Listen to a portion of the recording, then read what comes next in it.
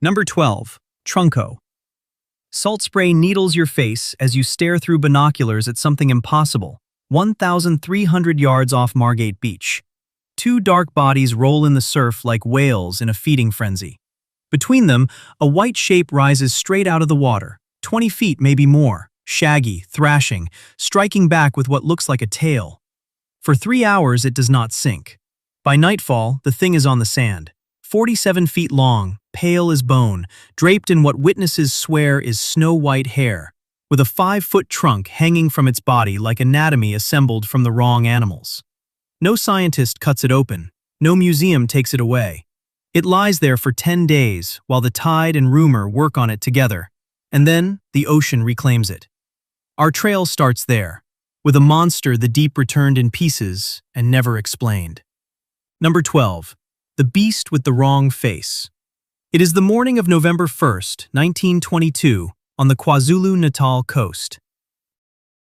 Hugh Balance is looking out over the water from the land that will become Margate. The sea is bright, rough, wind-creased. Then something breaks the pattern. At first it looks simple. 2 whales, dark backs, heavy rolls in the surf. But the movement is wrong, too violent, too tight to shore. Balance lifts his binoculars and steadies them against the glare. What he sees does not become clearer, it becomes harder to believe. Between the 2 dark bodies, something white heaves upward out of the water, not smooth, not blubbery, shaggy. It bursts through the spray until it seems to stand above the surface, 20 feet high in local retelling. It looms there for a second, then crashes back into foam. One of the whales drives in again. White thing whips around and lashes out with what looks like a tail. From shore, it looks like a fight. 2 attackers, one huge pale animal caught between them. The whales circle, vanish, and surface again. The white mass rolls, lifts, and slams back down. Each time it reappears, it seems to change shape. Now a bear, now a swollen fish, now something with a trunk. Through binoculars, distance, and spindrift, the edges never stay still. Balance keeps watching because there is nothing else to do. The sea has fixed every eye on one spot. It is not far enough away to dismiss, and not close enough to understand. At about 1,300 yards offshore, detail and illusion become the same thing. The 2 dark bodies break the surface almost together. Then the white thing comes up between them, higher than before. For a second, it really does resemble some gigantic polar bear flung into the Indian Ocean by mistake. Its surface seems matted, hairy even. Water pours off it in ropes. It twists. A long, pale extension hangs from the front, swinging and vanishing in the spray. Later, witnesses will call it a trunk, 5 feet long, thick as a man's torso. The whales strike again. Hours pass like that, not minutes. 3 full hours in the local telling. The light shifts. The tide moves. The figures out there keep colliding, separating, and returning. Whatever the white thing is, it does not vanish beneath the surface and stay gone. It keeps coming back. The picture never settles. People gather. Word runs the shoreline fast. Someone has seen something large. Then someone has seen something impossible. Faces turn seaward. Hands shade eyes. Doubt forms around an event too far away to verify and too vivid to ignore. By evening, the fight is over, or the sea has carried it out of sight. The dark bodies are gone. The white thing is gone too. The water flattens back into ordinary surf, but it no longer feels ordinary. Balance lowers the binoculars. The horizon gives nothing back. Then night passes, and the ocean leaves its answer on the beach. At first light, it is there on the sand at Margate Beach. Huge, motionless, pale, close now. Close enough that distance can no longer take the blame for what people think they see. It lies above the wash line like wreckage from another world. 47 feet long, 10 feet wide, 5 feet high at the body. One end tapers into a tail said to be 10 feet long. Near the front hangs the same impossible appendage, the trunk-like projection, about 5 feet from base to tip and roughly 14 inches thick. Over parts of the carcass, witnesses describe something stranger than the size or shape. White hair. Snow white. About 8 inches long in some retellings, plastered by seawater against flesh that no longer looks like flesh. You walk nearer and smell it before you take in the details. Salt. Rot. Oil. The sweet heaviness of something too large to die cleanly. Gulls hop and wait. Foam pushes up the sand, then drains back around it. The body is not neatly made. It sags, it bunches. It stretches in ways no textbook animal should. The hide is pale as old wax in one place and darkened in another. The white strands stir in the wind. Yesterday's battle made it look alive. On the beach, it looks pieced together. A trunk from one animal, hair from another, a tail from a third. As if the sea had taken several bodies, kneaded them together in the dark, and left the result here by mistake. People come to stare. They measure it with their steps, with guesses, with gossip. Children hang back until curiosity pulls them closer. Adults lean in and then recoil from the smell. The story swells while the carcass decays. A sea monster, a fish like a polar bear, a beast attacked by whales. Each retelling adds shape where shape is missing. But nobody opens it. That part feels impossible now. This thing lies on a public beach for 10 days. Long enough for people to look, point, and remember. Not long enough for certainty to catch up. No scientist arrives with tools. No museum cart comes rattling over the sand. No dissection turns spectacle into specimen. The sun works on it. The salt works on it. The tide measures its return in inches. Day by day, the body changes. What seemed solid begins to slacken. Pale surfaces slump. The white strands cling tighter as wet tissue loosens beneath them. Birds peck. Surf reaches farther. Wind scours away the sharpness of every outline. Whatever clean shape the thing may once have had, if it ever had one, is being erased in public. Then the spring tide comes in. Not a dramatic wave, not one cinematic pull. Just the patient force that always wins here. Water climbs the beach. Foam surrounds the carcass. The body that took so much effort to reach the shore leaves without ceremony, dragged, lifted, worried loose, then taken back into the breakers that first concealed it. By the time the tide retreats, the sand is empty. What remains is not the animal. It is the sighting. November 1st, 1922, in the Margate telling. A white thing battling two whales, about 1,300 yards offshore. A carcass 47 feet long, snow-white hair, a 5-foot trunk, 10 days on the sand, then nothing. When London finally prints the story on December 27, 1924, the body is already gone. Only the wrong pieces remained. Number 11. Morgawr. On March 5, 1976, Tony "Doc" Shields opened the Falmouth packet and saw a sea beast enter Cornwall in 2 blurry photographs. They had been taken near Rosemullion Head by an anonymous witness signing herself Mary F. The claim beside them said the visible part of the creature measured 15 to 18 feet. Long neck, humped back. Just enough detail to feel precise, and just enough blur to resist verification. Morgawr parts company with most ocean cryptids here. Most legends start in fog and reach print years later. Morgawr can be fixed to a date, a newspaper, and a pair of images that appeared at exactly the moment one man knew how to turn rumor into spectacle. Shields was born in 1938. By the mid-1970s, he had already turned himself into a character. Artist, stage magician, psychic performer, self-styled Wizard of the West. He did not just live in Cornwall, he staged Cornwall back to itself. Morgawr was never only an animal in the water. From the beginning, it was also presentation, a document, a caption, a chosen name. The sea supplied fragments. People assembled the creature. The timing helped. In September 1975, months before the paper printed the Mary F. photographs, Mrs. Scott of Falmouth and her friend Mr. Riley reported something off Pendennis Point at the mouth of Falmouth Bay. They described a humpbacked animal with a long, bristled neck, stumpy horns, and a conger eel in its jaws. The image is extravagant. Not impossible enough to dismiss at once, but odd enough to stay with you. A sighting like that can sit in a town for weeks. In a harbor town, where stories travel as fast as weather, it primes the water. It makes the next dark shape easier to recognize, or easier to invent. Then January 1976 brought a body. A strange carcass washed up at Durgan Beach. For a moment, it looked like the kind of hard evidence cryptid stories almost never get. Later comparison points toward a pilot whale skull, not an unknown species. So before March even arrived, the bay had already been prepared in 3 stages: a witness account, a washed-up remains story, and a public appetite for one more sign. Shields did not create that mood from nothing.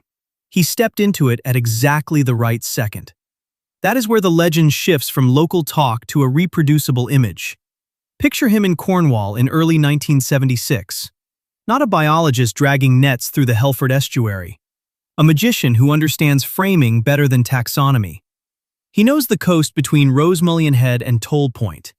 He knows that a monster seen once is gossip, but a monster printed once can become geography.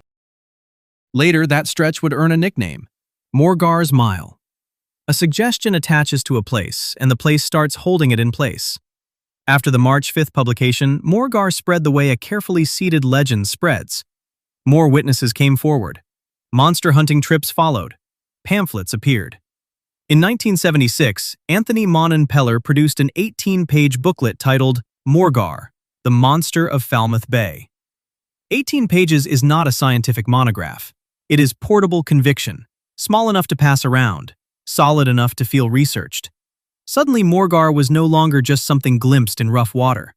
It had printed lore, named territory, and a growing file of supporting incidents. Shields kept feeding it. November 17, 1976, he and David Clark of Cornish Life saw Morgawr in the Helford estuary. On January 31, 1977, Jerry Bennett of Sawargan photographed it from Monin Beach. Each new report did the same work as the first two photographs, not proving the creature, but extending its life. Once a monster has a file, each scrap joins the file instead of standing alone. The standard of proof drops quietly. A wave with the wrong curve, a neck where there should be drift, a back where there should be chop. The ocean offers broken pieces.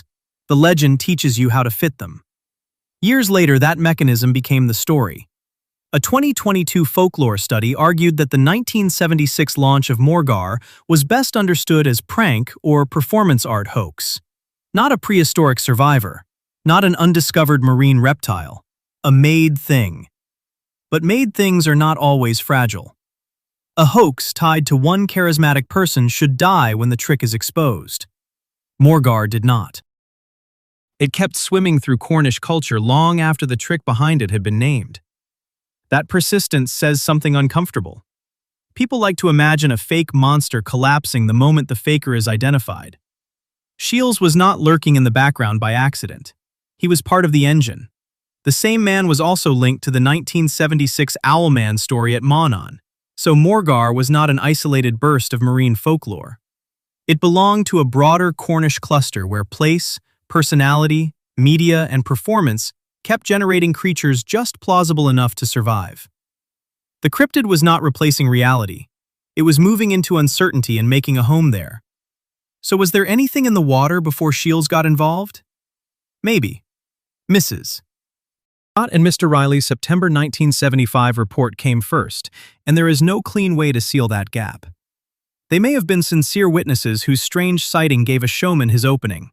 Or those early reports may already have been part of the buildup. That is the wound in the case. Morgawr is one of the rare ocean cryptids whose birth can be tracked almost in real time. Yet even here the starting line is blurred. The first document sharpens the legend, not the animal. That is why this case matters in the middle of a list like this. Some sea monsters begin with bones and end in myth. Morgawr goes the other way. It begins with presentation and grows into habitat.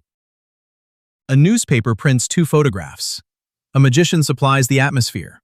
A coastline learns where to look. Then the bay starts returning exactly what the story has taught people to see. In the end, Tony Doc Shields may have done something stranger than invent a beast. He showed how easily the deep can be taught to speak in fragments on cue. There it was again. Number 10. Chessie. On May 31, 1982, Robert and Karen Frew were at home at Love Point on Kent Island, looking out over the Chesapeake Bay as evening came down. They were not on some empty northern loch. They were in one of the busiest estuaries in the United States, a 200-mile water system crowded with boats, towns, docks, fishermen, and traffic. But out on the water, in front of the Frews and their guests, something long and dark moved across the surface. Not drifting, not bobbing, moving side to side in a way that looked alive. Robert Frew grabbed a video camera and started filming. He got about 3 minutes. It was enough. Within weeks, local television and newspapers had a name for it: Chessie. The Chesapeake Bay version of Nessie, a reported serpent roughly 30 feet long, sliding through brown water in a place millions of people thought they already understood. That detail made the case stick. This was not a monster from an abyssal trench or a remote Arctic channel. It was a sea serpent story dropped into the middle of Maryland. The tape mattered because video changes the temperature of a legend. Eyewitness accounts can be laughed off over breakfast. A cassette can be replayed.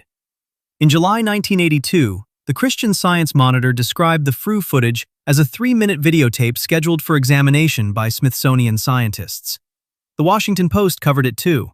Journalists did not treat it as proof, but they treated it as enough of a public event to investigate. That is how a local sighting becomes a regional creature. People get something they can point at. On tape, the object was frustrating in exactly the right way. You can see why it worked. We're at a window at dusk, looking across chop and glare. The thing is far enough away that detail is gone, but close enough that motion remains. The shape is dark, elongated. It seems to rise and dip. Water breaks around it in a rhythm that does not feel like driftwood. The image gives just enough structure to keep the argument alive. No clarity, just a silhouette. Strip off the name and go back to the evidence, and the case gets dry very fast. Start with the setting. Chesapeake Bay is huge, but it is not mysterious in the way people use that word about the open ocean. It is long, shallow, muddy, biologically crowded, and visually terrible. Suspended sediment kills visibility. Surface conditions distort scale. Distance over flat water is notoriously deceptive. A 6-foot object seen badly can become 20. A line of separate humps can become one animal. So the claim of 30 feet tells you less than it seems to. In detective terms, that number is witness impression, not measurement. Then the motion. The Frews noticed a side-to-side movement, and that detail is always the hook in serpent cases because it sounds purposeful. But purposeful is not the same as unknown. Maryland's Department of Natural Resources, looking back at decades of Chessie reports, does not endorse a monster.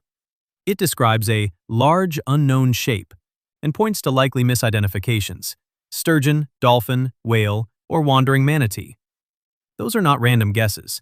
They are animals capable of producing exactly the wrong impression in exactly the right water. Take the sturgeon first.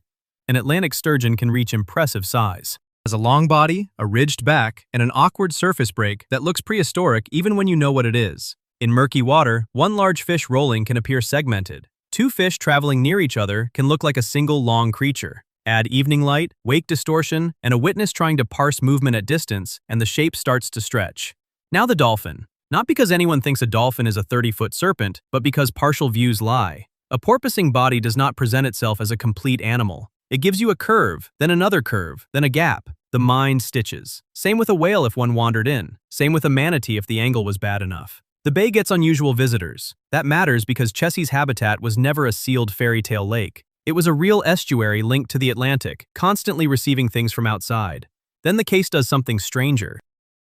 By 1986, the U.S. Fish and Wildlife Service had taken Chessie and turned the monster into a mascot. Not a threat, not a lurking serpent. A friendly educational character in a coloring book called Chessie, a Chesapeake Bay story.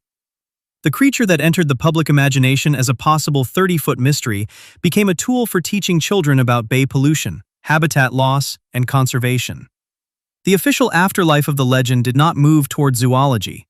It moved toward messaging. That shift shows what institutions thought the footage was worth. Not proof, symbol. Yet the symbol kept colliding with real animals in a way that made the story harder to kill. One Chessie turned out to be completely real. In 1994, a male Florida manatee entered Chesapeake Bay and became famous enough to inherit the name. He had to be rescued before winter cold killed him, because manatees do not belong in those temperatures for long. Then, on July 12, 2011, a real manatee named Chessie was photographed again in Calvert County, Maryland. USGS identified him by a long gray scar on his left side. Not folklore, not rumor. Individual identification. A body, a mark, a file, a migration record. Now the detective board gets messy. Once a large, slow, rounded, unexpected animal is confirmed in the bay, Some older sightings stop being impossible and start being merely unresolved. Not solved. Reshuffled. A witness who thought Serpent may still have been wrong, but not wrong about seeing something genuinely out of place. There is another problem, and it sits upstream of the fruit tape. Maryland DNR repeats an origin story about a 1936 aerial sighting of Chessie from a helicopter. Nice detail. Memorable. But America's first practical Sikorsky VS-300 helicopter did not fly until September 14, 1939. So either the 1936 date is wrong, the aircraft was misidentified later, or the story was retrofitted into the legend after the fact. That does not disprove the 1982 sighting. It does tell you the file around Chessie is contaminated. Once a case starts collecting details that do not survive basic chronology, you stop treating the legend as a continuous record.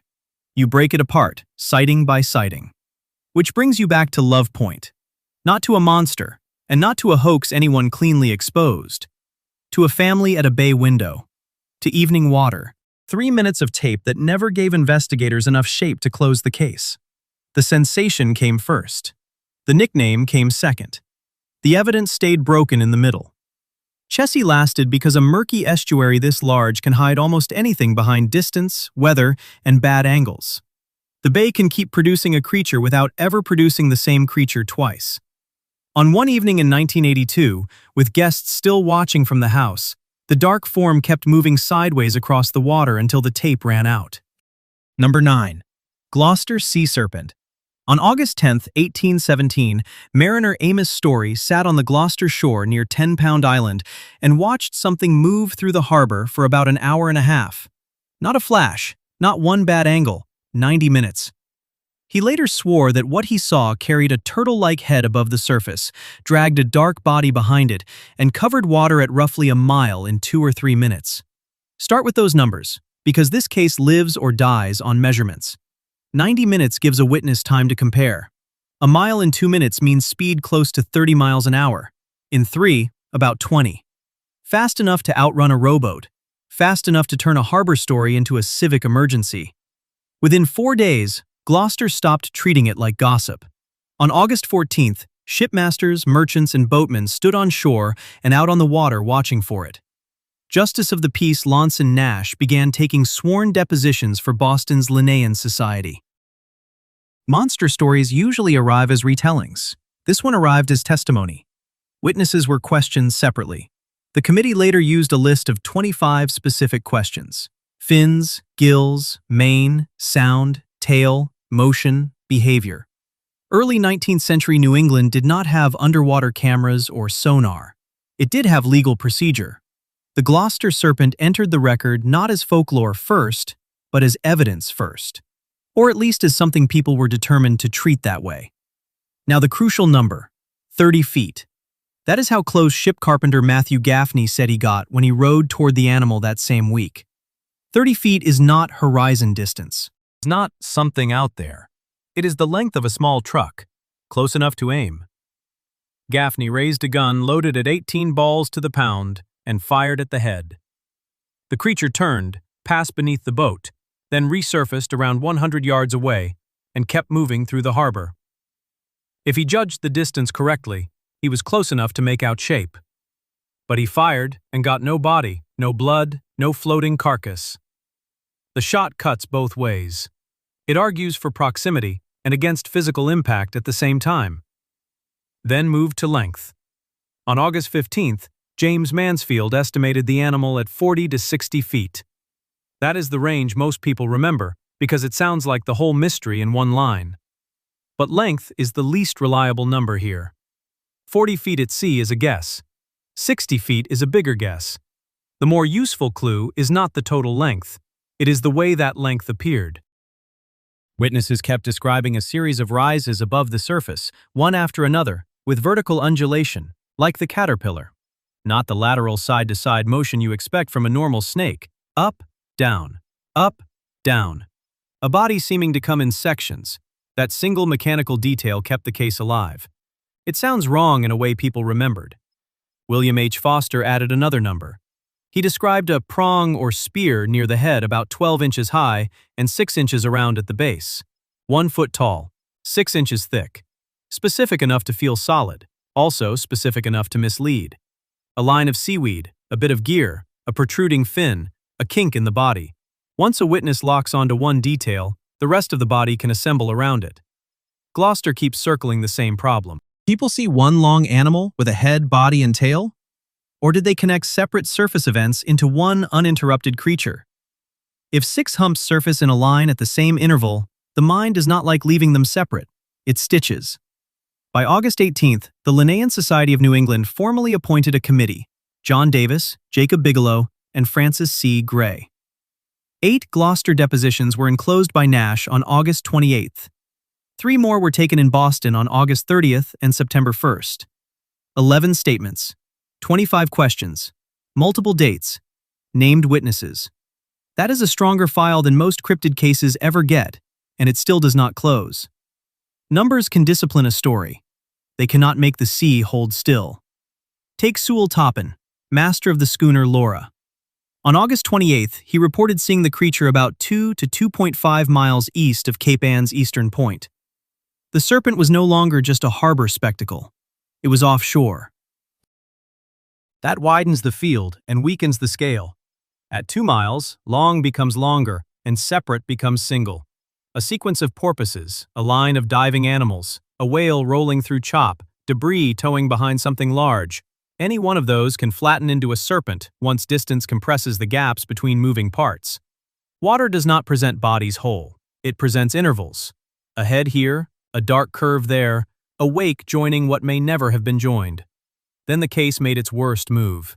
In September 1817, a small, deformed snake killed near Loblolly Cove was treated as possible progeny of the sea serpent. The committee eventually named the supposed new genus and species Scoliophis atlanticus, largely from that specimen. Put the numbers side by side. Witnesses had described an animal 40 to 60 feet long in open water, seen over multiple August dates by mariners, merchants, and shipmasters. The science file answered with one small, malformed snake found near shore in September. Not a body from the harbor, not tissue from Gaffney's shot, not a skeleton washed up after weeks of public attention. A substitute. Something people could hold because the actual thing never stayed in hand. That is the breakpoint in the Gloucester story. The depositions are better than the specimen. The witnesses are stronger than the conclusion. Officially, the Linnean Society treated the case as a candidate for classification, complete with committee, questions, and a Latin name. But on the water, where the only thing that mattered was whether one body was ever truly there, Gloucester produced no specimen of the monster at all. It produced distances, intervals, and human certainty laid across open sea. Scoliophis atlanticus went onto paper. The animal never did. Number 8. Cadborosaurus. If Cadborosaurus was real, then for 18 days in July 1937, a dead sea serpent was not hiding in folklore or offshore mist. It sat in a container of acetone in Bellevue, Washington, within driving distance of offices, cameras, and scientists. No legends required.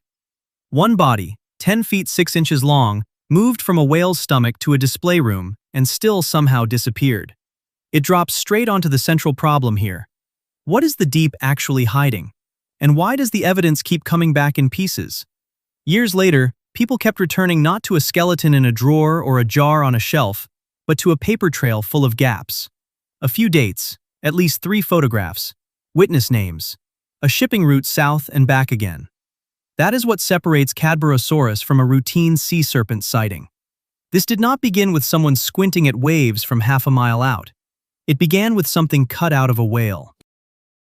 On July 4, 1937, at the Naden Harbor whaling station on Haida Gwaii in British Columbia, Flensers opened a sperm whale that had been harpooned 8 to 10 hours earlier off Langara Island.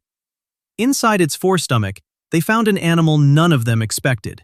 It was slender, unfamiliar, and intact enough to make them stop working and call others over. Station manager F.S. Huband had it laid out on boxes in white cloth. Medical officer G.V. Borman photographed it. Huband photographed it too. At least 3 images were taken before the carcass left the station. That matters because almost everything that came after would vanish except those images and the memory of the men who handled it. The reported length was 3.5 meters, about 10.5 feet. Long neck, small head. a body that looked narrow rather than broad-sided like a whale calf should. In the surviving photos, it does not look like a clean textbook specimen. It looks like the sort of thing that starts arguments, damaged enough to confuse, preserved enough to seem deliberate, strange enough to stay in memory. And because it came from inside a sperm whale, the usual escape routes get tighter. This was not driftwood, not wake, not a line of porpoises merging into one shape. Someone had it on the ground. Jim Wakelin later said the carcass was preserved in salt and sent south. From July 8th to July 22nd, it was displayed in acetone at the American Pacific Whaling Company headquarters in Bellevue, Washington. Sit with that. 18 days. Not one afternoon on a dock. Not one burst of newspaper excitement before the tide erased the scene. More than 2 weeks in a fixed location. If this was a mistake, it was a mistake that sat still long enough for someone to correct it. The correction never really came. On July 23rd, the object returned to Victoria. 2 days later, Francis Kermode, director of the Provincial Museum, dismissed it as a fetal baleen whale. Case closed, at least in paperwork. But the closure never feels complete, because the specimen that could have settled the issue does not appear to have entered the museum at all. No accession number. No preserved tissue. No bones. No skull to re-examine. No hidden drawer to reopen decades later.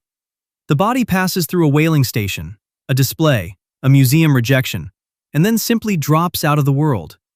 That disappearance drives the whole case. A bad sighting can survive on imagination. Handled specimen survives on custody. Who had it? Who moved it? Where it went? Cadborosaurus endures because the chain almost turns into science, then breaks one link before the lock can click shut. What comes back from the deep is not a full answer. It is a body that becomes photographs, and photographs that become argument. In 1995, Edward Bousfield and Paul LeBlond formalized that argument and published the name Cadborosaurus wilsi. They used the Naden Harbor carcass, the witness history, and the wider cluster of Northeast Pacific caddy reports to argue for a real unknown marine animal behind the legend. Some of those reports described creatures from 5 to 15 meters long, far larger than the 1937 carcass. If the species were real, the Naden Harbor specimen would have been a juvenile. That sounds dramatic, but it also opens the usual trapdoor. Once the body is gone, every later sighting can lean on it, and every skeptic can say the one solid piece was misread from the beginning. Skeptics do have material to work with. A fetal baleen whale is the standard explanation, because whale fetuses can look strangely serpentine once removed from context, especially when soft tissue distorts and the body has been compressed inside another animal. Others have argued that the carcass may have been remains of a known fish or shark, damaged enough to fake a neck and erase familiar features. That is marine forensics at its worst. Decomposition rewrites anatomy. Tear away a jaw, strip skin from cartilage, collapse the abdomen, and a normal animal starts to look built for folklore. The same pattern appears in a later episode that should have helped and instead made the case messier. In August 1968, at Pirates Cove on DeCourcy Island, William Hageland claimed he had captured a juvenile caddy. It sounded like the story might finally produce a second body in human hands. Later analysis, including a 2011 review, argued the small animal most likely matched a bay pipefish. So the strongest later echo of the 1937 carcass bends back toward misidentification again. Not confirmation, not closure. Just another fragment that looks promising until you turn it in the light. This case shifts the rhythm because most ocean cryptids live or die in the gap between witness and water.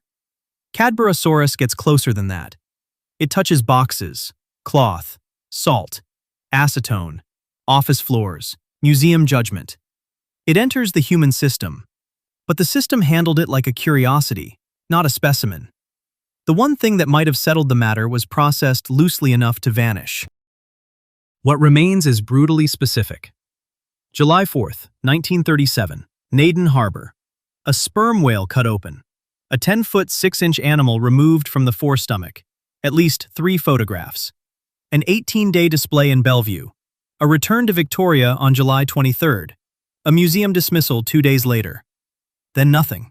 No bones, no tissue, no accession. Just the outline of a body passing from hand to hand until the last hand lets go. Picture the last clear moment. A long, pale carcass on white cloth, the head tilted slightly upward. A camera pointed at it because someone knew it was odd. A few weeks later, it was gone. No room, no museum, no drawer to open. Only the photographs remained. Number 7. Hook Island Sea Monster. On December 12, 1964, French photographer Robert Le Sirec was crossing the clear shallows of Stonehaven Bay off Hook Island in Queensland when his wife spotted a dark shape lying on the seabed below the boat. Hook Island covers about 58 square kilometers and is still mostly wild, but this was not deep ocean blackness. It was a bright lagoon on the northwestern side of the island. Calm water, coral bommies, visibility good enough to see the bottom. At first the object looked large, about 30 feet they thought. Big, but still graspable. Then they moved closer, and the estimate started to swell into something much stranger. Le Sirec later described a creature 75 to 80 feet long, tadpole-shaped, black, smooth-skinned, a blunt head, pale eyes set high, a long, tapering tail stretched out behind it on the sand. His Australian friend Henk de Jong was there. So was Le Sirec's family. And because Le Sirec was a photographer, this did not stay a story told afterward over drinks in a marina bar. He took pictures. Ocean cryptids usually come to us as memory. This one came as a document. In March 1965, the images surfaced in Australia's Everyone magazine, and the case exploded outward from there. No one had recovered a body. No scientist had tagged a new species. The stills seemed to show the thing witness accounts almost never managed to pin down: a giant sea monster sitting still long enough to be examined. In a film culture still used to grainy distance and split-second glimpses, that felt like a breakthrough. For once, the deep did not seem to be handing back scraps. It seemed to have handed over a full-frame portrait. Closely at what the story asks you to accept. A huge animal is lying on the bottom in shallow water near a boat. It is motionless, perhaps wounded. So Le Sirec and de Jong do the least advisable thing available and enter the water to film it. The scene tightens the moment they slide in. Sunlight above, sand below. Ahead of them, a black form longer than a bus, dead still, with eyes where no fish should have eyes. Then, according to the account, the mouth opens. The shape begins to move toward them. They retreat to the boat. By the time they climb back aboard, it is gone. That sequence drives the whole legend. If it never moved, you are probably looking at an object. If it opened a mouth and advanced on two men in the water, you are in very different territory. Everything turns on the evidence that should have been strongest. The record made at close range, in good light, by the witness holding a camera. This is where the case starts to come apart. The still photographs became famous. The film did not. By Le Sirec's own telling, he and de Jong went into the water to capture moving footage, the one thing that might have turned an extraordinary claim into something zoologists could not brush aside. But the alleged film revealed nothing useful. No decisive motion, no clear mouth, no clean approach. The dramatic part of the encounter lives in the narration, not in the moving image. The case rests on the least complete form of evidence from that day: selected stills showing a dark shape underwater. That matters because old hoaxes have a texture digital frauds do not. This was not Photoshop. It was 1964. The scene was staged. The simplest explanation is brutally physical. Dark plastic sheeting or cloth spread underwater, shaped into a long body and held down with sand. Not elegant, not high-tech, just something big, dark, flexible, and convincing enough from the right angle in shallow water. Seen that way, the photos start to behave differently. The creature's edges look less anatomical and more draped. Its bulk feels oddly flat. Its stillness stops reading as menace and starts reading as material. Investigators later treated the Hook Island monster less like a biological mystery and more like a constructed prop. That construction theory solves several problems at once. Why is the animal conveniently stationary for photographs? Why does a giant predator remain in sunlit shallow water long enough for people to study it, estimate it, approach it, and get into the water? Why does the best evidence produce a shape but not anatomy? Why does the supposed moving footage fail to deliver the one thing the story needs most? Movement. There is another strange wrinkle here. The design of the thing, the giant tadpole silhouette, the suggestion of banding, the bizarre, almost schematic body plan, resembles a later yellow belly, sea serpent type associated with Bernard Heuvelmans. But the timing is awkward. Le Sirec's sighting was dated to December 1964. Heuvelmans' relevant French book appeared in 1965. So either the resemblance is coincidence, or both are drawing from older sea serpent imagery already in circulation, or the dates and influence do not line up as neatly as the legend likes to imply. The case sits between animal and hoax. It also sits between document and myth, at the moment when one can start contaminating the other. The pattern is in the way the story keeps carrying the images. 30 feet becomes 75 or 80. A dark shape becomes skin. Pale spots become eyes. A contour becomes a head. A disturbance becomes a mouth. The evidence does not grow clearer as the witness gets closer. It grows more dramatic. Good observation usually moves the other way. So when people call Hook Island one of the best sea monster cases ever photographed, what they really mean is that it produced one of the most famous underwater silhouettes ever published. A silhouette is powerful because it lets the brain finish the job. In shallow tropical water, with a black form on pale sand, the eye does what the deep always seems to demand. It fills the missing pieces. This case matters in the middle of the list for a simpler reason. It shows the mechanism. A clear day, a named witness, a date, a place, a camera. Multiple people present. The kind of package that should force certainty. Press on it, and the animal recedes. What remains is the one kind of evidence most likely to survive scrutiny and still stay unresolved. A photograph of something that does not have to be alive. The Hook Island sea monster was not caught on film. It was caught as a shape. Number 6. Sea monk. You're on the shore of the Øresund around 1546. Cold water, gray light. Zealand on one side, Sweden on the other. It is a narrow strip of sea, busy, watched, impossible to mistake for open ocean. Then something rises there that should not be there at all. Not a whale, not a seal. Something almost 8 feet long, dark at the head, with a body people read as a robe. Fins hanging down like sleeves, a tail fin behind it. The silhouette is so oddly human that nobody reaches for ordinary language first. They grab the nearest thing that fits, a monk. The mistake happens fast. You see a shape for a second, maybe longer. You do not know what you are looking at. Your brain locks onto a familiar outline, hood, sleeves, robe, face. The animal stops being only an animal. It starts carrying meaning. In Denmark in the 1540s, that could turn dangerous. The place matters. The decade matters too. The Reformation had ripped through Northern Europe. Denmark had gone Lutheran in 1536, only about 10 years earlier. That was recent enough for symbols to stay hot, raw enough for rumors to become political. So if a creature appears in the sea looking to frightened or excited witnesses like a Catholic monk in scales, it does not stay a curiosity for long. It can become an omen, a warning, a provocation dressed up as nature. Later accounts say the King of Denmark ordered it buried, quickly, not displayed, not celebrated, buried. Maybe that order was real. Maybe it grew in the retelling. If it happened, the logic is simple. Do not let a dead fish become a live argument.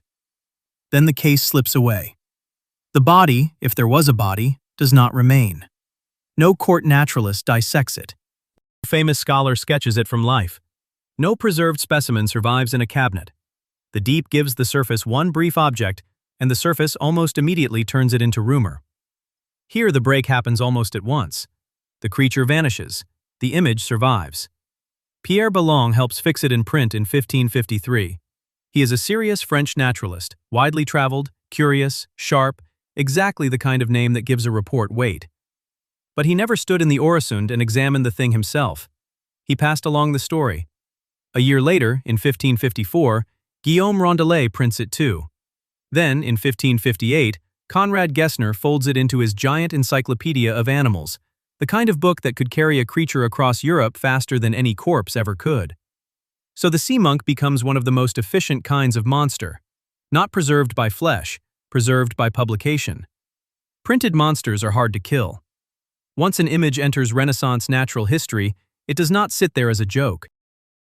It gets recopied, cleaned up, stylized, made more legible. That sounds helpful. Usually it does the opposite. The less direct contact anyone has with the original thing, the more confident the picture becomes. A vague marine body turns into a proper hood. A strange fin becomes draped sleeves. An awkward outline becomes a standing figure with intent, posture, almost personality. You can watch the distortion spread across the page. A witness says it looked monk-like. An illustrator hears monk and draws a monk. A reader sees the drawing and assumes the witness saw exactly that. By the time the story crosses a few borders, the description is no longer trying to solve the animal. It is protecting the symbol. That is what sets the sea monk apart from a straight sea serpent sighting. It is not only a creature report, it is a collision between biology and iconography. You are not just trying to identify an animal, you are trying to peel an animal back out of a metaphor that hardened before anyone could stop it. People kept trying. In 1855, more than 300 years later, Danish zoologist Japetus Steenstrup made an ambitious rescue attempt.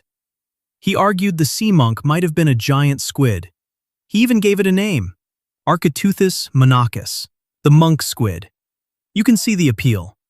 A squid already comes with streaming arms, a strange body plan, and the general ability to horrify anyone meeting it without context. But the fit is rough. The sea monk was described with features that read less like dangling tentacles and more like a flattened body with lateral extensions and a tail fin. Squid match the mood. They do not match the silhouette as neatly as people hoped. So the case sat there for another century and a half. Not solved, just passed forward. Then in 2005, Charles G. Paxton and R. Holland took another pass in a peer-reviewed paper, pages 39 through 47 of a journal called Steenstrupia, which is fittingly neat. They asked a better question. Not, what famous monster can we match this to? But, what real northern animal, seen badly through 16th century eyes, could become this? Their answer was the angel shark. At first that sounds almost disappointing. Then you look at the animal. Flat body, broad pectoral fins. Head set into a shape that, from the wrong angle, can read like a hood. Historical range in the northeast Atlantic, stretching from Scandinavian waters southward, so the Øresund is biologically plausible. Maximum length around 2.4 meters, almost 8 feet, which lands unnervingly close to the old report. Put one on a shore. Let people approach it without modern field guides. Let fear, religion, and rumor do the rest. The sea monk stops looking impossible. It starts looking misread. Not fully misread, though. An angel shark explains the body better than a giant squid does. It explains the size. It explains the northern setting. It even explains how a flattened fish could become a robe in the minds of startled witnesses. But it does not solve the deeper problem. None of the men who made the sea monk famous actually saw the specimen. They saw a story already moving through human hands. Every hand added shape. So you are left with two layers that do not separate cleanly. Maybe there really was a real animal in the Øresund between 1545 and 1550, most likely 1546. Maybe it was hauled up or stranded. Maybe people truly did react in alarm. But the sea monk that survived into history is not that body. It is a copied image of a copied description of a vanished encounter. This is one of the clearest cases on the list of the deep returning evidence in fragments. Not bones, not tissue, not a specimen in alcohol. A sighting, a burial rumor, 3 printed books, and a shape that grew more human the farther it traveled from the shore. The original animal may have been ordinary by ocean standards. Flat, cartilaginous, silent. The monster was built on land. What history keeps is not a specimen but a line. A fish in the form of a monk. Number 5. Lusca. In 1967, marine biologist Bruce S. Wright had a paper in front of him and a warning in his ears. The paper was dry enough, notes from the Bahamas, field observations, island reports, the kind of material that sits flat on a desk in neat black type. The warning came on Andros, from a local guide who did not point toward the open ocean. He pointed inland. You're with Wright now, jolting over limestone and scrub under a white Bahamian sky. The sea is somewhere beyond the trees, bright and obvious. The guide never looks that way. He leads you to a pool that should feel safe because it is landlocked, still, round as a well. The water is so dark it looks painted in. No surf, no chop, no horizon, just a calm circle under the heat. The guide stops several feet short of the edge. He tells Wright the thing down there is called the Lusca. Not a fish. Not exactly an octopus either. Something harder to picture, and worse for that. Half octopus, half dragon, with sucker-lined arms strong enough to pull a person under. He says it the way a man gives directions around a washed-out road, plainly. Like this is not a story for tourists, but a rule for surviving the island. Wright asks if he has seen it. The guide says no. He still does not step closer. The place explains part of the fear. Andros is riddled with blue holes, more than 180 of them inland and along the shore, one of the highest concentrations anywhere in the world. Some open in mangrove creeks.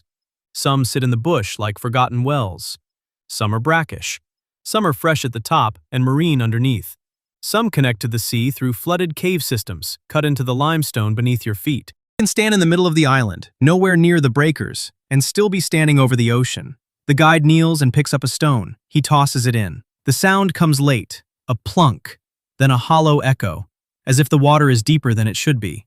The surface settles too fast. Wright steps nearer despite himself. He looks down and sees his own face, the sky, and then nothing. No bottom, no movement. The black takes the light and keeps it. The guide tells him people disappear in places like this. He says the pools can suck. Not with teeth, with water. Wright has enough training to understand what the man is circling. Tidal forces move through these systems. Water can be driven in and out of ocean blue hole caves with enough force to make a still pool behave like a lung. On one tide it fills, on another it drains. The island seems to breathe through hidden mouths. The guide is not giving him a lecture in hydrology. He is giving him the version that survived before instruments and survey maps. Something below reaches up, something below pulls. So they stand there in the heat, two men looking into a dark inland eye, and Wright has to decide what exactly he is recording. A monster story, a practical warning, or both. He asks again what the Lusca looks like. The guide spreads his hands, then stops, as if even the shape refuses to stay still. There are arms, there is a head, there is weight, there is a drag from below. He keeps returning to that part, not how it appears, what it does to you once you are in the water. The pool gives nothing back, no ripple, no sign. They move on. Hours later, the island opens onto a different edge, a bit of shore, a skiff pulled up. On shallow water. Wright is still collecting talk, still sorting local names from local fears, when another man starts in. A fisherman this time. Weathered face, boat nearby, the conversation casual right up until it isn't. He tells Wright he once saw a dead scuttle floating offshore. Scuttle, a local word, octopus-shaped. Not elegant, not scientific. Useful. Wright asks how large. The fisherman turns and points at his own boat, 18 feet. Then he says the dead thing was longer, not wider than the boat, longer. The number hangs there in the salt air, 5 meters of rotting shape on the water, longer than the craft a Bahamian fisherman trusted with his life. Wright looks from the man to the skiff and tries to force scale onto something he has never seen. The boat is real, paint blistered, sun-faded, pulled onto the shore. The animal is not, but the comparison is exact enough to feel dangerous. Wright asks where. The fisherman gestures out toward the water, but not far. That is the unnerving part. Not some distant blue beyond soundings and charts.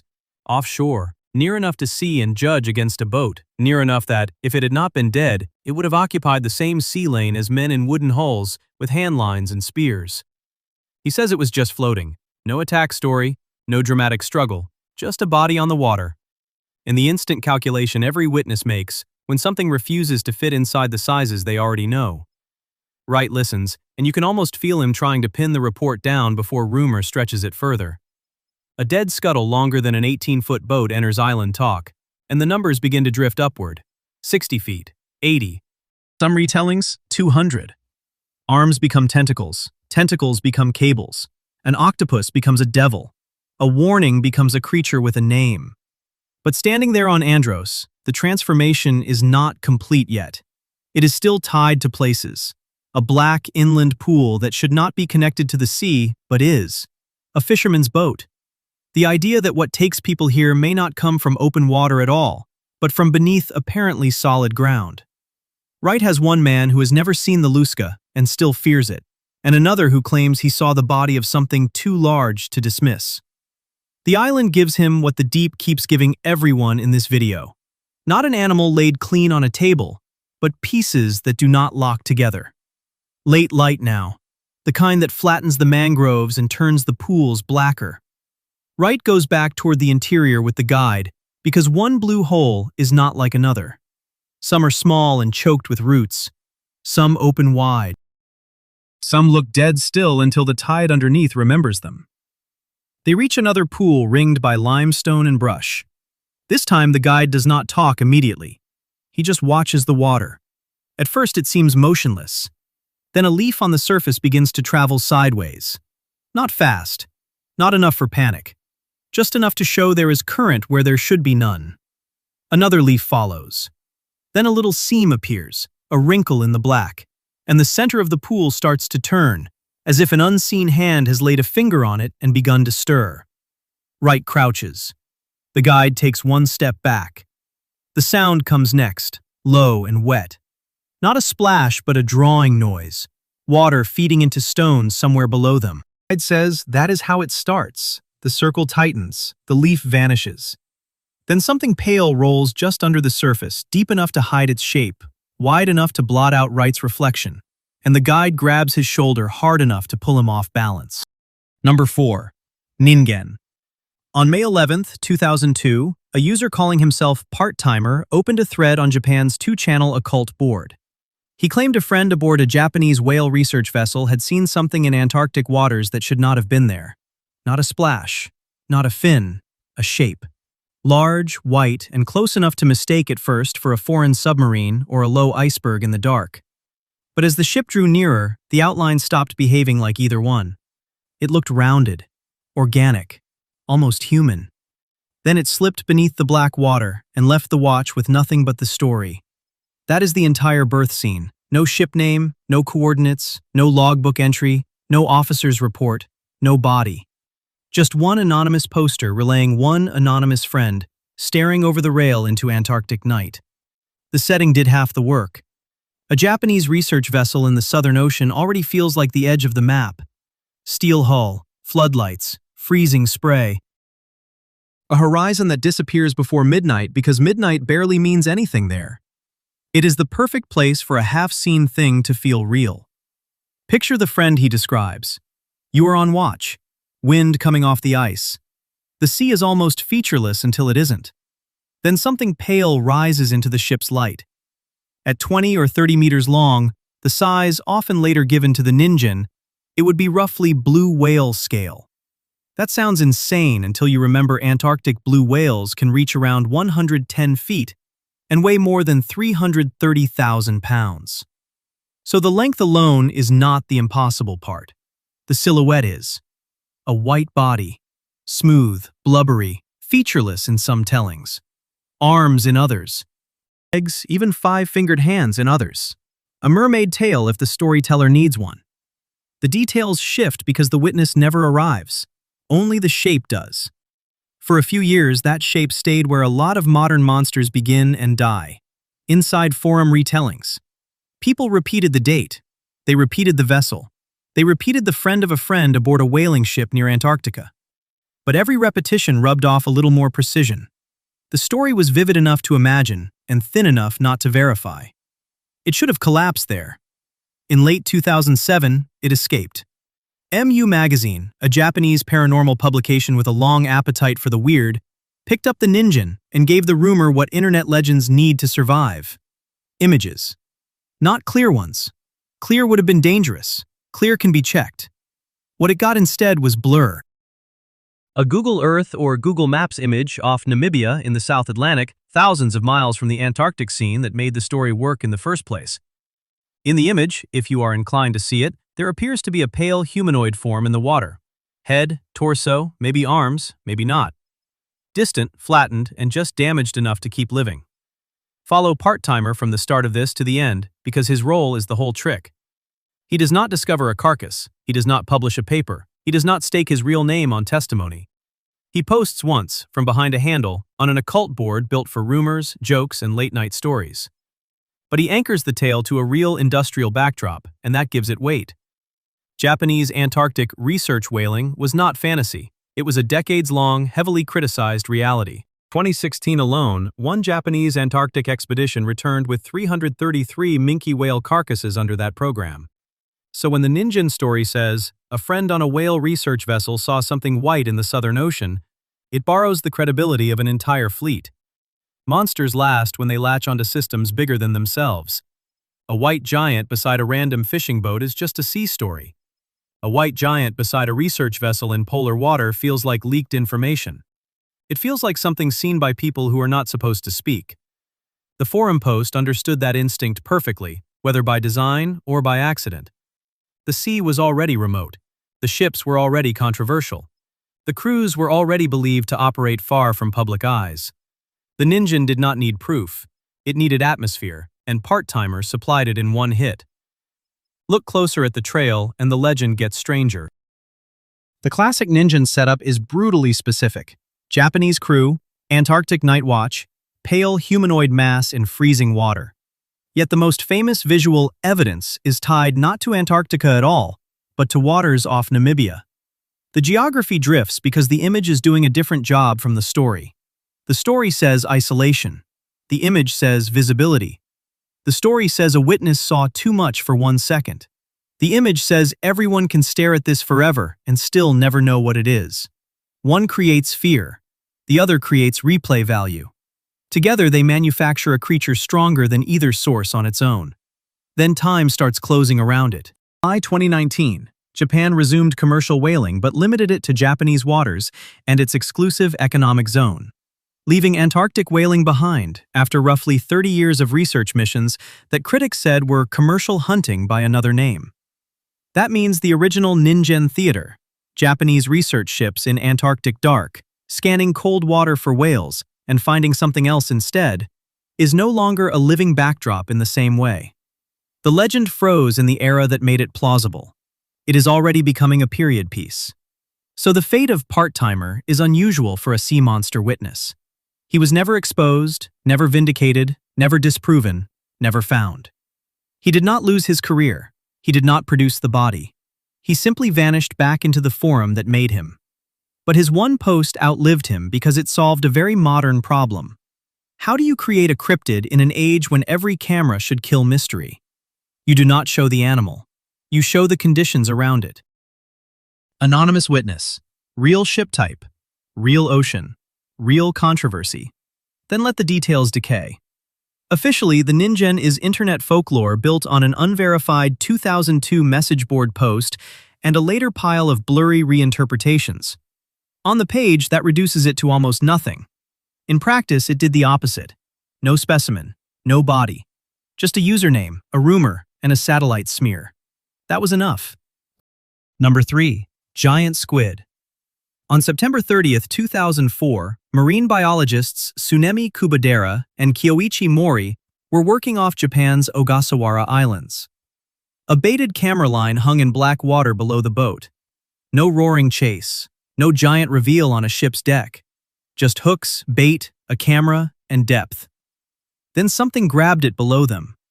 When the images came back, the oldest sea monster story in the ocean changed status. For centuries, sailors had described a tentacled thing large enough to fight whales. Sperm whales surfaced with neat circular scars on their heads and flanks. Beaches sometimes received torn, gelatinous remains that looked less like an animal than a mistake. Western science had formally classified the giant squid in 1857 as Architeuthis dux. But classification is not the same as seeing one alive. For nearly 150 years, the creature sat in a strange category, officially real, almost mythical in practice. Then Kubodera and Mori photographed one alive in its own habitat, pulling at bait in the dark. The legend stopped being a sailor's exaggeration. It became an animal caught in a precise act, at a precise depth, in a place almost nobody could reach. The giant squid story was always built from broken evidence. A sucker scar on a whale, a strip of arm on a beach, a body so damaged by the time it reached shore that size estimates swelled before the smell had settled. The animal itself is easier to understand than the legend. It is not a sea serpent. It is not a drifting wall of tentacles waiting to pull ships under. It is an ambush predator from the deep. 8 arms. 2 much longer feeding tentacles, a beak hidden at the center where everything gets pulled inward, is up to about 1 foot across, among the largest in the animal kingdom. because light is scarce and detection matters more than beauty at depth. Its whole body is built to reach first in darkness. The long tentacles shoot out, seize, and retract. The arms help control the catch. The beak finishes it. Older accounts of writhing limbs at the surface were probably showing the least normal moment in the animal's life: injured, dying, stranded, or being torn apart. The numbers narrow the story further. The largest well-supported total length is about 43 feet, or 13 meters. Larger claims exist. They usually come from stretched tentacles, damaged carcasses, or estimates made while the evidence was decomposing by the hour. Giant squid are huge. They are not infinitely huge. The myth expands in the gap between a measured body and a ruined one. 8 years after those first photographs, Kubadera's team went back. In 2012, working with NHK and Discovery near Chichi Island, roughly 1,000 kilometers south of Tokyo, they aimed for something rarer than proof. They wanted behavior on film. They got it. The first natural habitat video, later announced in January 2013, showed a live giant squid at around 640 meters. The team followed it down toward 900. The visible animal was only about 3 meters long. That sounds underwhelming until the missing detail appears. Its 2 long feeding tentacles were gone. If they had been intact, the estimate rises to around 8 meters. Even the most famous footage of a giant squid is not a perfect giant squid. It is a damaged one. The pattern held.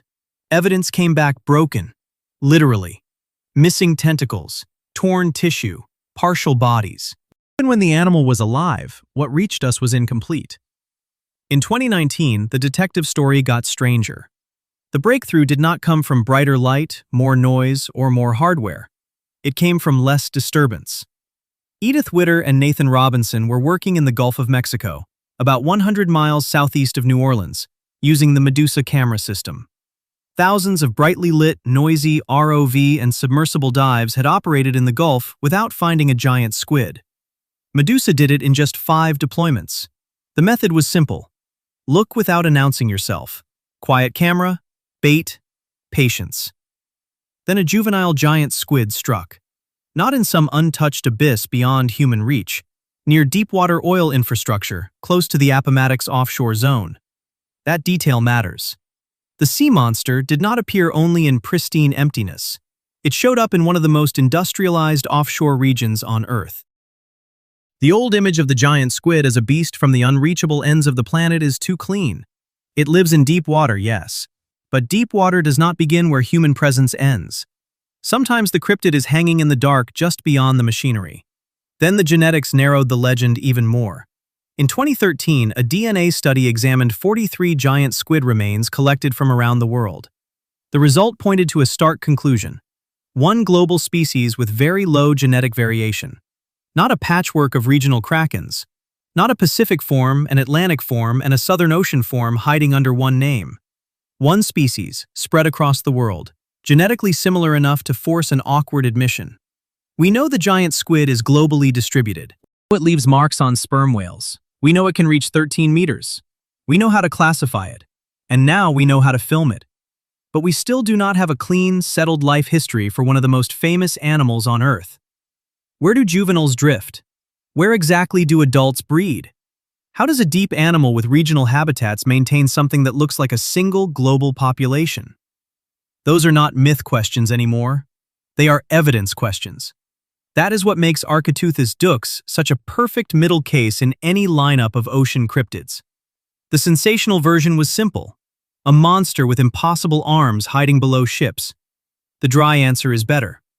There is a real squid. It is enormous. It scars whales. It rises into our world in fragments. Almost every dramatic feature of the legend grew from a damaged specimen, a wounded survivor, or a witness seeing the animal in the one place it does not belong. The giant squid is not where myth collapses. It is where myth gets audited. The body exists, the photos exist, the film exists, the mechanism exists, the full life still does not. In black water below a quiet camera, a juvenile shape rushes the bait, flashes pale for a second, and disappears back into 900 meters of dark. One more clean image. One more animal we still mostly know by what is missing. Number 2. Megalodon. On August 4, 2013, Discovery opened Shark Week with a hunt for a 67-foot shark called Submarine. Boats moved off South Africa. The program cut between sonar screens and shaken witnesses. It framed the search like a documentary unfolding in real time. For a few days, it worked. Viewers were told a monster 20 meters long might still be moving under modern shipping lanes. Almost immediately, marine scientists pushed back in public. One of the loudest was shark researcher David Schiffman. Not because the real animal was small, because the real animal creates a bigger problem for the legend. Start with the teeth. More than 7 inches long, about 18 centimeters. They still wash up on beaches by the thousands because sharks shed teeth constantly, and a species that lived for millions of years left them everywhere. If you want to test whether something like Megalodon is still alive, you do not start with grainy sightings. You start with what a living breeding population would have to leave behind. Fresh teeth, recent bite marks, datable carcasses, scars on prey, fishery encounters, bones in the wrong age sediments, something. Instead, the trail stops in the Pliocene. That matters because Megalodon is not known from one blurred report or one bad body on a shore. The evidence runs the other way. Too many remains, too many sites, too many measurable traces. We are not guessing that Otodus Megalodon existed. We are measuring it through jaw mechanics, vertebrae, nursery grounds, and bite damage on marine mammals. The mystery is not whether it was real. The mystery is how a predator this obvious disappears so completely from the modern ocean. Take the bite. Around 40,000 pounds of force by Smithsonian's estimate. A jaw built less for puncturing than for carving sections of bone and flesh off large prey. Then the body. A 2020 reconstruction in Scientific Reports modeled a mature animal at roughly 16 meters, or 52 feet. On that frame, the head alone comes out to about 4.65 meters. The dorsal fin, about 1.62 meters high. Adult human scale, standing on its back. This is not trench folklore.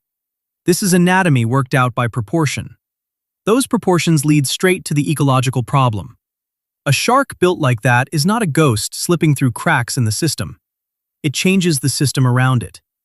Every feeding event kills something large. Every mature adult needs enough food to keep 16 meters of warm-blooded predator moving. Every new generation needs juveniles that can survive somewhere shallow and protected.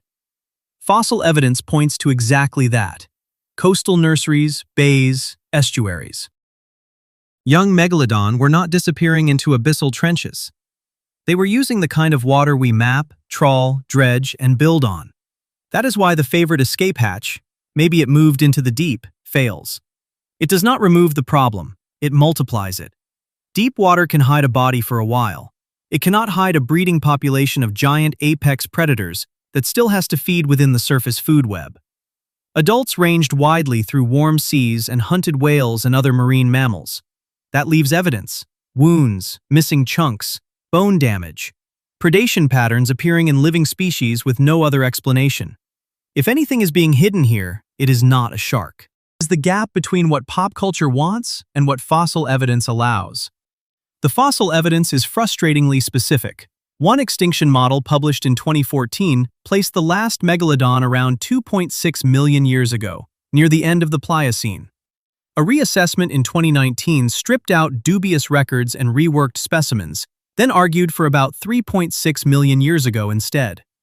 The gap is roughly 1 million years, huge in geological terms. But look at what the dispute actually covers.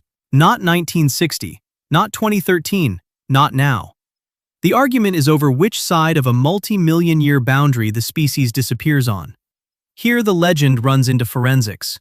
People say, "We have not explored most of the ocean," and the sentence is true. It just does not help this case. The ocean often returns evidence in pieces: a tooth here, a vertebra there, a bite mark on a whalebone. But Megalodon is a terrible candidate for secret survival because it already left such a heavy trail in stone. A hidden giant squid can deny you a body. A hidden shark that sheds giant teeth, uses nursery grounds, and hunts whales has to keep signing its name. Run the numbers again. Teeth over 18 centimeters long are not subtle. A 52-foot adult does not die without remains entering some sedimentary system. A breeding population is never one animal. It is dozens, then hundreds, across generations. That means repeated contact with coastlines, prey migrations, and fisheries. Long lines, nets, sonar, whale necropsies, strandings. When modern investigators vet the evidence, they do not find fresh Megalodon. They find old specimens, misidentified data, television staging, and the same scale problem every time. People can imagine one survivor more easily than an ecosystem can support one. The legend keeps coming back for a darker reason. The real shark occupied a place the modern ocean no longer has. It was a warm-water apex predator, built to hunt marine mammals on a scale that still feels excessive. Some researchers have argued that the rise of today's gigantic filter-feeding whales happened after Megalodon disappeared, not alongside a surviving one. So when people picture a super predator still out there, they are not just imagining an animal. They are trying to restore a missing pressure in the system. A ghost predator for an ocean that still looks big enough to deserve one. The numbers do not cooperate. The latest confirmed trail does not run into the Mariana Trench. It runs backward into dated sediments. What remains unresolved is timing and cause. Around 3.6 million years ago, after stricter review, or closer to 2.6 under the older global model. A final collapse everywhere at once, or region by region as climates shifted and prey webs changed. That part is still open. Survival is not. So Megalodon sits in a strange place among ocean cryptids. The body is real. The scale is real. The bite force is real. Beaches still give up its teeth. But that abundance works against the legend. When a monster is truly gone, the deep does not return sightings or shadows or one lucky photograph. It returns hard parts, dates, an absence you can measure in millions of years. The modern Megalodon is not an undiscovered shark. It is a fossil with good publicity. Number 1. Kraken. What if the Kraken was real in the only way that would actually matter? Not an island-sized thing rolling under ships off Norway. A deep-water animal big enough to wrap a whaling boat in its arms, drag men overboard in a storm, and surface so rarely that the ocean gives back proof only in pieces. Torn flesh, severed tentacles, one ruined body at a time. If that is true, the old stories do not vanish. They shrink into something tighter and more dangerous. The animal stops being mythology. It becomes habitat, depth, a predator with somewhere to hide. In late 1873, Reverend Moses Harvey was in St. John's, Newfoundland, collecting reports of what fishermen called devilfish, when the evidence finally came through his door. Not a sailor's tale, not a sketch made on a pitching deck. First came a severed tentacle, enormous and unmistakable. Then a nearly complete giant squid from Logie Bay. Harvey was a clergyman, an amateur naturalist, and exactly the kind of man who knew what he was looking at. He bought the animal for $10. That sounds small now. In 1873, it bought him one of the most important monsters in marine history. He took the squid home. He laid its head and arms across a sponge bath in his living room. In November 1873, he had it photographed there, draped over the tub, limp, pale, suddenly domestic. That image changed everything. Not a ship going down, not masts snapping in black water, a myth drying indoors while daylight comes through the window. The scale still lands. Giant squid verified by scientists have reached nearly 43 feet, about 13 meters, from the tips of the feeding tentacles to the end of the mantle. Larger estimates exist, even 66 feet, 20 meters. But no documented specimen that size exists. The careful version is already enough. Longer than a city bus if you count the trailing arms. Eyes the size of dinner plates. Suckers ringed to seize and hold. A body built for a place human beings almost never see alive. The Kraken was never powered by neat measurements. It lived in the gap between glimpse and recovery. In 1755, Eric Pontoppidan's English edition of The Natural History of Norway preserved one of the classic Kraken descriptions.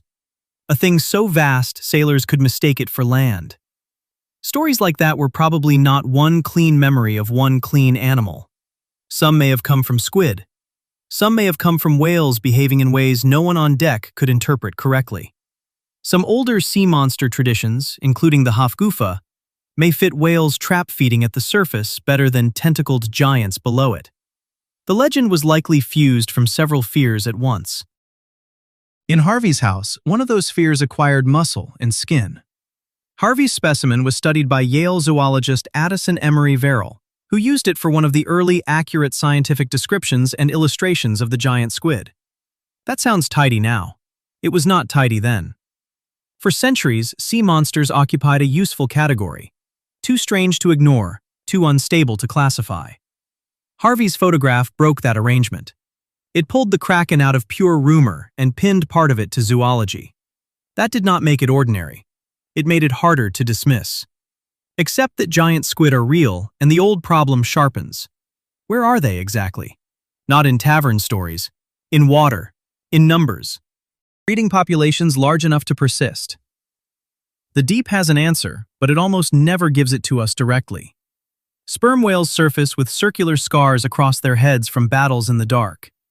Dead squid wash ashore in pieces. Trawlers bring up remains. Bodies float up broken. The evidence arrives damaged, late, and out of context. The ocean keeps behaving that way. That is why the Kraken survived the age of science better than most cryptids. A giant squid is not an invented loophole forced into a crowded ecosystem. It belongs to one of the least observed environments on Earth. It is huge, but not impossibly huge. Dramatic, but not supernatural. For most of modern history, it stayed just out of sight. That is perfect fuel for a legend. An animal real enough to confirm the fear, inaccessible enough to let the fear keep growing. For more than a century after Harvey's photograph, people still did not have what sounds basic now. Images of a live giant squid in its natural habitat. The bathtub photo is from 1873. The first images of a live giant squid in deep water did not come until September 30th, 2004, when Tsunemi Kubodera and Kyoichi Mori photographed one in the Pacific. The first filmed footage of a live adult followed on December 4th, 2006, off the Ogasawara Islands south of Tokyo. More than 130 years passed between "we have the body" and "we have seen it alive where it lives." That delay contains the whole Kraken problem in miniature. The body exists, but the behavior hides. The species is accepted, but the life of the species stays dim. You can classify an animal and still barely know it. You can reduce a monster without draining it of terror. The civilized version of the Kraken is still a cephalopod in black water, reaching lengths measured in tens of feet, effectively invisible in its own home until the 21st century. Strip away the island myth, the ship-swallowing exaggeration, the later illustrations with too many arms and too much malice, and something more interesting remains. Not every Kraken story was a giant squid. Some almost certainly were not. Some may have been whales. Some may have been several unrelated shocks welded together by sailors who lacked the luxury of comparison. But one thread in that knot was real. Harvey proved that in a room in Newfoundland for the price of $10. Most ocean cryptids survive by staying blurry. The Kraken survived contact with evidence. It got smaller, yes, but harder to dismiss. The deep did not hand us a complete legend. It handed us a specimen, then a photograph, then a taxonomic description, then a century of absence, then at last a living animal in the dark. Not a fantasy, not a hoax, a real creature moving underneath a much older name. The head and arms were laid over the sponge bath,